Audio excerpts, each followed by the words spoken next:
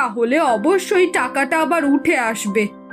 আমি আর ভাই দোকানে যাব, তুমি বাবার কাছে থাকো, বাবার খেয়াল রাখো। হ্যাঁ গো চোরদা, তুমি ভালো করেছো। মালিকের বিপদের সময় তুমি এগিয়ে এসেছো। আমরা তিনজনে মিলে সব ঠিক করে ফেলবো, দেখবে। মা শিখিয়ে দিয়েছে কিভাবে কচুরি বানাতে হয়, চল ঝটপট বানিয়ে ফেলি। কচুরির গন্ধে চারিদিক ম ম করছে। অনেকদিন পর লালটুবাবুর দোকান খুলেছে, তাই দেখে লোকজনেরা ভিড় করে। তার মধ্যে থেকে একজন লোক ভিডিও করতে শুরু করে।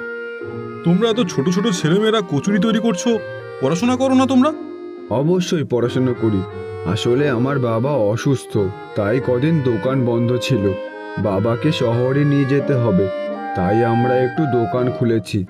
আমরা পড়াশোনার পাশাপাশি কাজও করছি। কাস্টমাররা ভিডিও করে সেটা আপলোড করে দেয়, আর রাতারাতি সেটা ভাইরাল হয়ে যায়। সবাই ক্লাব কচুরির দোকানে ছোট ছোট বাচ্চা ছেলেদের কাজ করা দেখতে আসে, ভিড় করে, ভিডিওও করে, আর সোশ্যাল মিডিয়ায় সেটা আপলোড করে দেয়। দেখো চোরদা, আমাদের দোকানের ভিডিও ভাইরাল।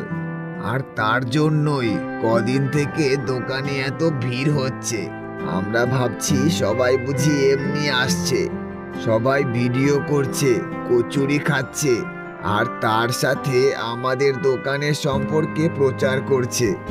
ভালো কথা তো, আমরা ভাইরাল হচ্ছি, সাথে ব্যবসাও বাড়ছে। কিন্তু দাদা, আমি লক্ষ্য করেছি জানো তো, তাদের মধ্যে কিছু মানুষ আছে যারা ভিডিও করে চলে যায়। আর আমি তো এটাও শুনেছি তারা ভিডিও আপলোড করে অনেক টাকা পয়সা পায়। কই, তারা তো আমাদের কিছুই দেয় না। আমরা ফেমাস হলেই হবে, দেখবি কত লোক আসবে এখানে কচুরি খেতে, আর অনেক টাকাও ইনকাম হবে। তারপর বাবাকে ভালো ডাক্তার দেখাতে পারবো।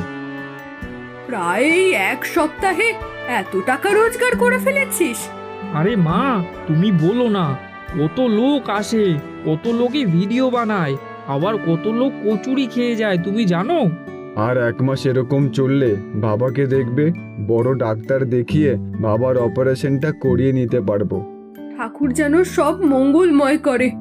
রক্ষা করো ঠাকুর। দুর্গা দুর্গা, দুর্গা দুর্গা। হ্যাঁ মা, সব ভালো হবে, দেখো। পরের দিন সকালে অলোকেশ যখন দোকান খোলে, কয়েকজন লোক এসে দোকানের সামনে ভিড় করে। হ্যাঁ দাদা, কচুরি দেব? না না, কচুরি লাগবে না, আপনাকে কয়েকটা প্রশ্ন করব। আরে ব্যবসার সময় প্রশ্ন করলে হয়? আমার কাজ আছে না। কিচ্ছু হবে না, কয়েকটা প্রশ্ন করব।